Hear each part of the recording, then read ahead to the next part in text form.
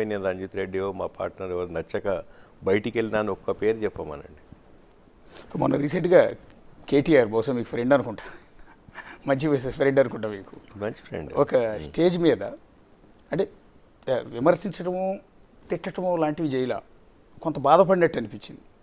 రంజిత్ రెడ్డి నాకు మంచి స్నేహితుడు, నేనే తీసుకొచ్చి ఎంకరేజ్ చేశాను, ఎంపీగా గెలిపించాను, బట్ నాకు వెన్నుపోటు పొడిచి పార్టీ మారి వెళ్ళిపోయాడు అన్నట్టుగా ఆ ఉద్దేశంతో కొంత బాధపడినట్టుగా అనిపించింది. విన్నారా అది? విన్నాను. ఎందుకు విన్నాను? ఆయన బాధపడటం తప్పులేదు. ఒక పార్టీ వర్కింగ్ ప్రెసిడెంట్గా ఒక ఎంపీ బయటికి వెళ్తే డెఫినెట్గా బాధపడతారు. అండ్ ఆయనకు నా మీద కామెంట్ చేసే డెఫినెట్గా ఎందుకు వెళ్ళినావు ఏదైనా మాట్లాడవచ్చు. కానీ వెన్నుపోటు పొడవలేదు, తప్పుడు రాజకీయం చేయలేదు. టీఆర్ఎస్ పార్టీలో మంచి కట్టడితో నిబద్ధతో పార్టీ లైన్లో చేసిన కొందరు కార్యకర్తలు నేను చాలా గట్టిగా చెప్తాను. ఈ మాట కాదని కేసీఆర్ గారైనా కేటీఆర్ గారు అంటే నేను మాట్లాడుతున్నాను. సో నాకు అవకాశం ఇచ్చిండ్రు, డెఫినెట్గా అవకాశం ఇచ్చిండ్రు. నేను ఎవరినో అని ఇంట్రడ్యూస్ చేసిండ్రు, లోకానికి తెలియజేసినామన్నారు. కరెక్టే, నాకు ఎంపీకి అవకాశం ఇచ్చినప్పుడు నేను గెలిచినప్పుడు లోకానికి తెలియజేసిన నేను బాధపడలేదు. కానీ వెన్నుపోటు పొడిచిన మాట తప్పు అంటాను. వెన్నుపోటు పొడవలేదు. 5 ఏళ్ళు నా టర్మ్ అయిపోయినాక నేను అన్న కండిషన్స్కి, నేను అన్న రీజన్స్కి నేను పార్టీ మారిన.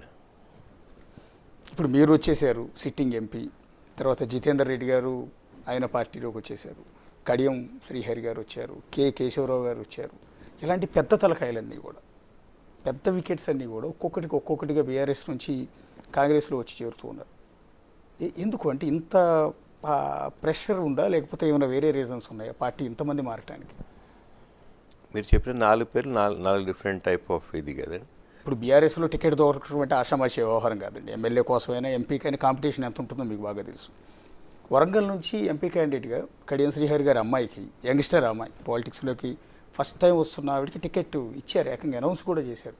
చేసిన తర్వాత నాకు టికెట్ అవసరం లేదు, ఈ పార్టీలో నేను కొనసాగలేను, ఈ పార్టీ మీద అనేక రకాల అలిగేషన్స్ వస్తున్నాయి, ఫోన్ ట్యాపింగ్ వస్తుంది, కాళేశ్వరం అవినీతి వస్తుంది, లేకపోతే ఇంకోటి ఇలాంటి పార్టీలో నేను కొనసాగలేను అంటూ బయటకు వచ్చేసారు. దాన్ని ఎట్లా చూస్తారండి? అది వ్యక్తిగత రీజన్స్ వాళ్ళకు. అదే చెప్పాను, ఎందుకు బయటకు వస్తారో నాయకులు, మీరు చెప్పిన నాయకులందరూ ఎందుకు బయటకు వచ్చారో ఆ రీజన్స్ కామన్ అప్లికబుల్. ఇండివిజువల్గా వాళ్ళ ఫీలింగ్ ఏంటో వాళ్ళని అడిగాను.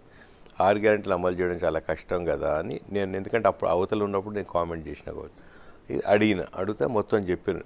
సోర్స్ ఆఫ్ ఇన్కమ్ ఎట్లా, ఇది ఇట్లా, ఇది తగ్గిస్తా, ఇది ఇక్కడ పెంచుతాను. సరే మంచిగా ఉన్నాయి, 6 గ్యారెంటీలు అమలు చేస్తా అన్న వాగ్దానం మీదనే పవర్లోకి వచ్చినాం, అది అమలు చేయాలి. ఇప్పుడు నేనైతే ఒక ఎంపీ కంటెస్టెంట్గా తిరిగినప్పుడు ఏవైతే హామీలు ఇచ్చినో 100% హామీలు అమలు చేసేటట్టు నేను అప్పటి ప్రభుత్వంలో ఉండి రిక్వెస్ట్ చేసుకొని పనులు చేయించాను. నెక్స్ట్ 5 years మళ్ళీ ఎంపీగా మీరు గెలిస్తే